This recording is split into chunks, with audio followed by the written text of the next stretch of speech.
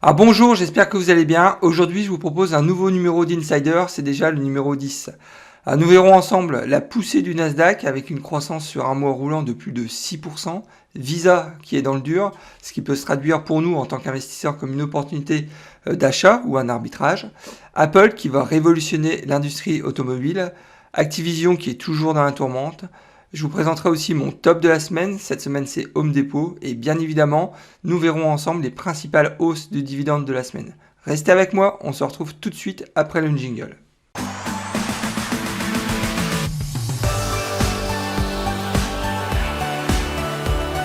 Alors pour ceux qui ne me connaissent pas encore, je me présente, Nicolas de la chaîne Mister Dividende. Mon objectif financier, c'est de construire un revenu passif stable et sécurisé en investissant en bourse. Je partage avec vous et en toute transparence mes analyses boursières. Je publie en règle générale 2 à 3 vidéos par semaine, donc faut pas hésiter, inscrivez-vous, c'est entièrement gratuit. Je rappelle que mes épisodes sont disponibles en podcast et vous pouvez aussi rejoindre la communauté sur Discord, le lien est dans la description de la vidéo. Avant de démarrer, n'oubliez pas de liker ma vidéo, c'est toujours très important pour soutenir la chaîne. Je tenais à vous informer que je ne suis pas conseiller financier, qu'il est important de faire ses propres recherches avant d'investir sur les marchés financiers. Ne foncez pas tête baissée sans savoir dans quoi vous investissez. Gardez toujours votre esprit critique, c'est vraiment le meilleur moyen de faire de l'argent sur les marchés. Commençons par un récap des marchés, à savoir que la meilleure performance de la semaine est attribuée au Nasdaq qui prend 1,24%. Ensuite vient le Nikkei 225, donc au Japon, qui prend 0,46%. La moins bonne performance est attribuée au Dow Jones qui perd 1,38%, mais c'est vrai que le Dow Jones avait quand même bien monté les dernières semaines. Et le Bitcoin que je viens de rajouter qui perd 9,87%, mais bon, le Bitcoin est très volatile. Et là, à l'heure où je fais cette vidéo, il est déjà en train de remonter. Donc sur le mois, il faut savoir que la meilleure performance, c'est le Nasdaq qui prend sur un mois roulant 6,19%. Je vous l'avais dit il y a plusieurs semaines qu'il allait y avoir un rattrapage au niveau du Nasdaq. C'est en cours, c'est pas trop tard pour investir, bien au contraire. Moi, comme vous le savez, ceux qui me suivent sur Discord, vous savez que j'ai pas mal investi sur l'indice du Nasdaq. Donc je vous invite aussi à faire vos propres recherches, mais là, je pense très clairement qu'il y a vraiment des opportunités pour faire beaucoup d'argent sur le Nasdaq actuellement. Visa qui est dans le dur, le bras de fer entre Amazon et Visa au sujet des frais de transaction des cartes de crédit en UK ont fait chuter en fait le cours du titre de Visa, mais aussi de celui de Mastercard.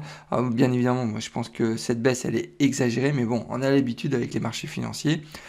Par contre, ce que je pense, c'est que le refus en fait d'Amazon de payer des frais de carte de crédit peut ouvrir la voie à d'autres moyens de paiement. Je pense entre autres à des moyens de paiement alternatifs comme Square, comme PayPal, comme Global Payment. Donc je vous invite aussi à faire vos propres recherches.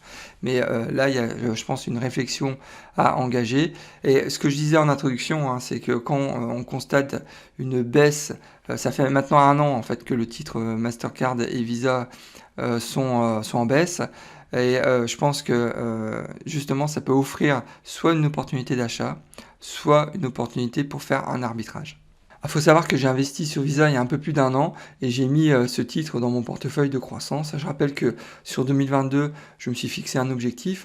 L'objectif de ce portefeuille de croissance, c'est de réaliser une meilleure performance que le S&P 500. Ça veut dire que je sélectionne uniquement des titres qui ont la capacité de prendre au moins 30% chaque année. Alors très clairement, bon, Apple, Broadcom, Microsoft, Nvidia, Oracle, vous voyez, les performances sur 1 an sont exceptionnelles. Nvidia, on est sur du 136%, Microsoft sur 62%, Broadcom 54%, Apple 34%, Oracle 70%. Et le bon âne, c'est Visa qui fait -2 cette année. Donc j'ai 2 options.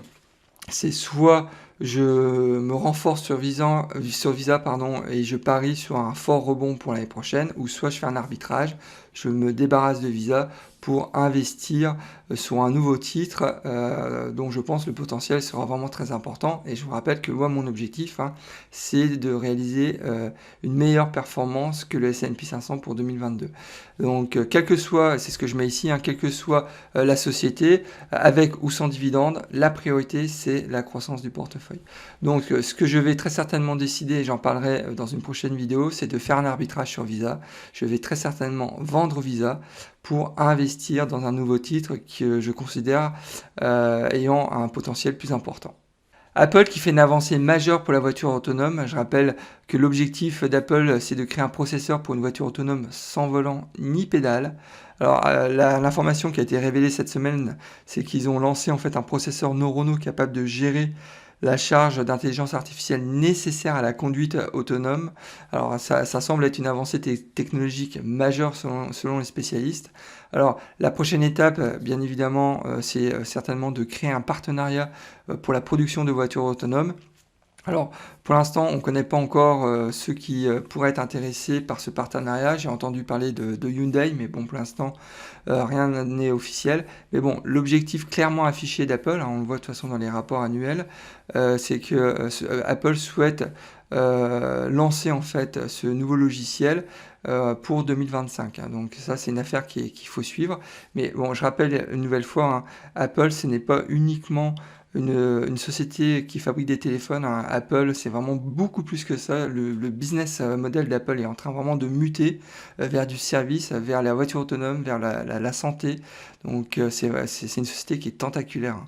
Donc, et je rappelle que là, actuellement, le PER d'Apple est autour de 26 ou 27 de mémoire. Donc je pense qu'il y a vraiment des opportunités très intéressantes. Et bien évidemment, hein, à mon sens, en tout cas, la voiture autonome, hein, c'est vraiment le sens de l'histoire. On y va, ça c'est évident à mon sens. Et je rappelle aussi une dernière chose, hein, c'est que Apple est vraiment orienté pour les portefeuilles de croissance. Donc bien évidemment, je vous invite aussi à faire vos propres recherches. Mais là, je pense qu'il y a très clairement quelque chose à faire avec Apple. Sur ma chaîne Mister Dividende, je vous montre comment j'ai réussi à gagner 300 $ par mois de revenus passifs grâce à mon portefeuille d'actions à dividendes croissants.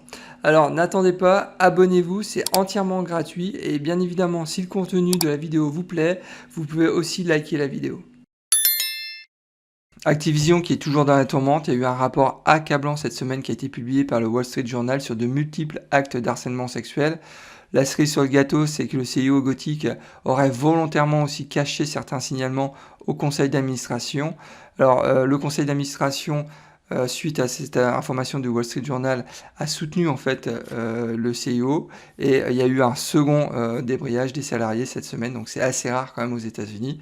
Alors, très clairement, le titre, hein, j'en ai déjà parlé, il fait depuis le début de l'année moins 32%, alors que le S&P 500 sur la même période fait 26% de hausse dividende intégré. Donc, très clairement, il y a certainement une opportunité d'achat pour les portefeuilles de croissance. Alors, bien évidemment, il faut faire aussi ses propres recherches. Quelques rappels, le dividende est actuellement à 0,75%. La croissance du dividende sur 10 ans est en moyenne de 11% par an, donc c'est quand même une croissance qui est très soutenue. Le payout est exceptionnel, hein, on est sur un payout de 13%. Et je rappelle, la croissance du titre donc depuis le début de l'année est à moins 32%. Donc faites vos propres recherches une nouvelle fois, mais bon, il y a peut-être quelque chose aussi à faire sur Activision. Alors le top de la semaine pour moi, c'est Home Depot qui vient de publier ses résultats du troisième trimestre, des résultats exceptionnels. Alors quelques chiffres, hein, les ventes du T3 augmentent de plus de 6% par rapport à l'année dernière. Le caddie moyen du client a même augmenté de presque 13% par rapport à l'année dernière. Ça c'est une stat qui est vraiment très très importante pour ce type de business. Le bénéfice de l'entreprise qui a augmenté de plus de 20%, imaginez, c'est fou. Donc là, il faut savoir que Home Depot, si vous prenez donc la croissance sur les 10 dernières années, le titre a pris 971%, alors que le S&P 500 dividende intégré a pris 371%. Alors je pense que ce titre peut convenir au portefeuille conservateur ou croissance, hein, puisque là on est quand même sur des croissances de près de 1000 points sur 10 ans, c'est exceptionnel. Je vous ai mis quelques chiffres, le dividende de Home Depot est actuellement à 1,63%, le payout est à 43%, donc c'est un dividende qui est quand même très bien sécurisé.